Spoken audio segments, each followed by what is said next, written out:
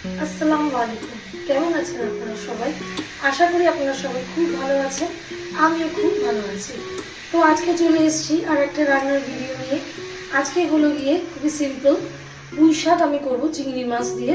তবে এটা একটু ডিফারেন্ট স্টাইলে, একটু অন্যরকম স্টাইলের। এটা এর মধ্যে একটু আমি কিছু ভেজিটেবলস দিয়ে করব।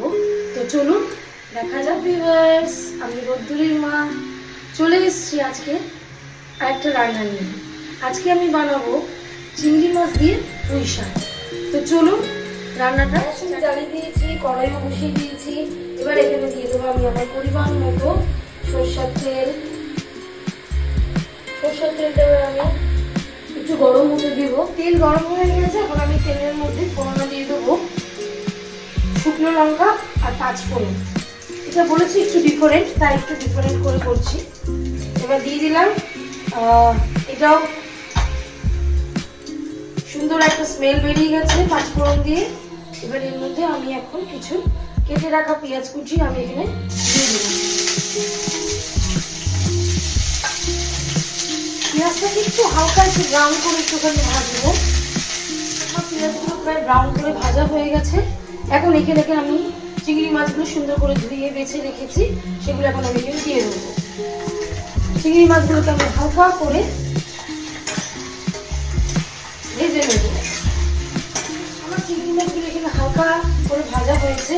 তো প্রথমে শুরুতেই আমি বলেছিলাম যে একটু ডিফারেন্ট, এখানে আমি কিছু বেসিক্স অ্যাড করেছি ভেজিটেবল।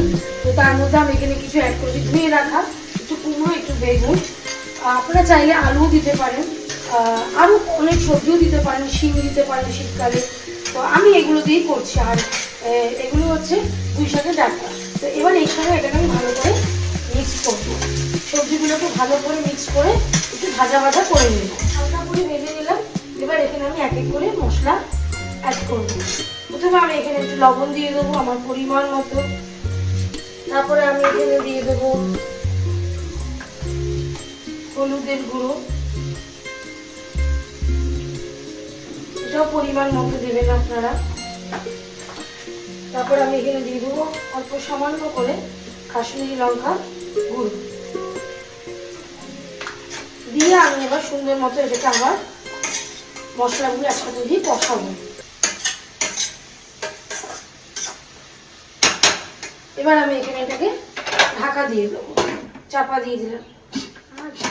চেয়েছি আমি হারিয়ে যাব, হারিয়ে যাব আমি তোমার সাথে সেই দূর দিগন্তে। ওই পাখি কিছু সময় রেখো তোমার হাতে, আজ মন চেয়েছে আমি হারিয়ে যাব, হারিয়ে যাব আমি তোমার সাথে ওই নীল দিগন্তের পারে, কিছু সময় রেখো তোমার হাতে। আমার মশলাটা প্রায় কষে গেছে, মানে সবজিগুলো সব কষে গেছে। ঢাকনাটা একটু উঠালাম, এবার দেখছি হ্যাঁ সুন্দরভাবে দেখুন সব কিছু কষে গেছে। এবার আমি ভেজে রাখা শাকগুলো, মানে পুঁই শাকগুলো এবার আমি এখানে দিয়ে দিয়েছি, অ্যাড করে দিলাম। দিয়ে এবার ভালো করে পুঁই শাকগুলোকে সবজির সঙ্গে কষাতে হবে।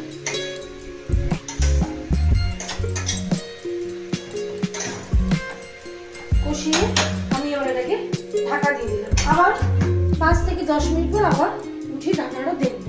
10 মিনিট পর আমি ঢাকাটা উঠিয়ে দেখছি প্রায় হয়ে এসছে। তবে এখানে আমি সামান্য পরিমাণে একটু পানি অ্যাড করে দিলাম, যাতে পাতাগুলো আর এই ডাঁটাগুলো একটু সিদ্ধ হয়ে যায়। সামান্য পরিমাণ, বেশি না, সামান্য পরিমাণে পানি আমি এখানে অ্যাড করে দিলাম। দিয়ে আমি এবার এটাকে আবার ঢাকা দিয়ে দেবো প্রায় 10 মিনিটের জন্য। আমি ঢাকাটা উঠিয়ে দেখলাম, দেখুন পুরো পানিটা পুরো শুকিয়ে গেছে। আমাদের পুঁই শাক রেডি। এই গ্যাস আমরা নিভিয়ে দিলাম। এই যে আজকে আমাদের পুঁই শাক পুরো রেডি হয়ে গেছে। একটু ডিফারেন্ট স্টাইলে অবশ্যই ট্রাই করবেন, আশা করব আপনাদের খুবই ভালো লাগবে। তো আজকে এই পর্যন্তই, আবার কালকে দেখা হবে ওকে, ভালো থাকবেন, সুস্থ থাকবেন, টাটা, বাই বাই।